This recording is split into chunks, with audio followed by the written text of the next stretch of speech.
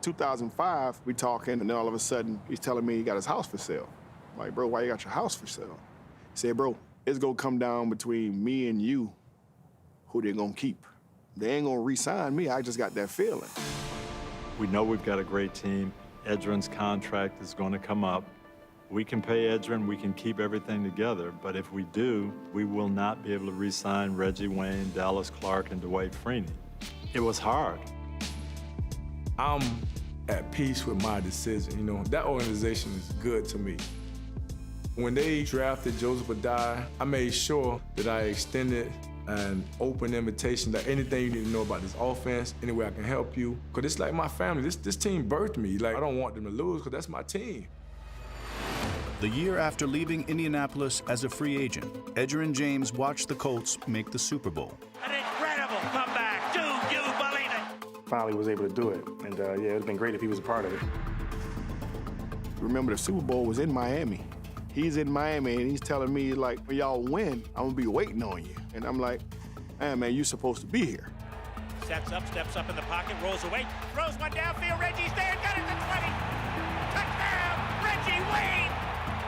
The Colts are world champions for the first time. It hurt, you know, after that game, we go and meet up with him, and he was the first one. They're like, you know, good job. I'm telling you how much he meant to this team and to this organization. Owner Jim Irsay gives him a ring anyway. He's the only player that's ever received a Super Bowl ring that wasn't on the roster, and that's because he meant so much to us. While the Colts were winning a championship, James rushed for over 1,100 yards for the Arizona Cardinals, a team that had never come close to a Super Bowl. You know, everybody said, man, Arizona, don't go to Arizona. Warner is going to get sacked, and then he fumbled the ball. We were the losingest franchise in the last 50 years. Not a lot of people expected success. I'm telling you, I made a good decision by going here. I saw nothing but some good players, and I'm like, man, it can be some winning over here. I knew there was going to be something that he was going to bring that was going to help us. Don't commit when they commit, let them go and just ease into it. And I was not disappointed with what Edgerrin James brought to the table. Edge rushed for over 1,200 yards his second year in Arizona, and the improving Cardinals finished 8-8. I get myself together, but then you have personal things that come in. You know, my kid's mom got diagnosed with leukemia. Andia Wilson, who James had known since middle school and who was the mother of 4 of his children, was diagnosed with cancer in 2008. After she got sick, it really took something out of him. And he said, all this money I got, and I can't save the love of my life. And that was really sad. Every weekend or every time we got time off, I would quietly get on the plane, fly to Tampa to the Moffitt Center. I sleep in the Moffitt Center, and then I get up, go back to Arizona, because this is bigger than playing football. He would come to work and you would never know anything was going on in his personal life. You know, he was always locked in when he came in the building. I understood the pain he was going through. You know, that was part of the reason he'd have all his kids out on a Saturday. It was very important to him that they were happy and having fun. We knew what was going on. It was a tough situation. The latter half of that season, he didn't play as much. He had other things that were, you know, keeping him out of it. Look, I got things I got to take care of. I don't want to be where it's an issue. They put me on the bench. The way he handled it with class and dignity was able to keep our team together. You know, if he would have been pouty and acted out in any way, you know, that really could have affected a really young team, and he didn't do that at all. Now, James, since losing his job, has only played in 5 of their last 8 games. In those 8 games, a total of 11 carries. In the last game of the regular season, the Cards brought Edge off the bench. As he had done throughout his football life, he delivered. In the last game of the year for a team that can't run a lick, he rips off 100 for the 57th time. Well, I always knew what I was capable of doing. It's just a matter of the team going in a different direction. But when it got serious, they came and got the dog. They got me off the bench. The Cardinals entered the 2008 playoffs with the longest odds to win the Super Bowl. We were the worst running team in the National Football League, but in the playoffs, we got better running the football. Edgerrin James over the last 2 weeks looks like a completely different individual. A lot of people might look at Edge and might look at the numbers and say, oh, he didn't have that big of an effect.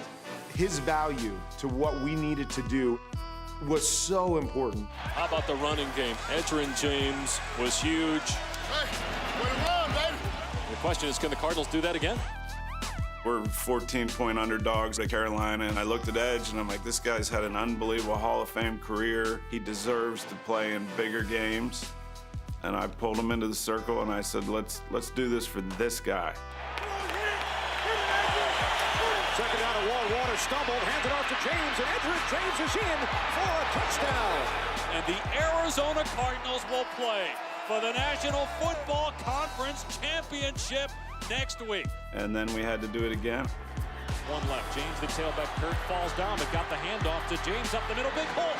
And look at the little burst by Edgerrin James.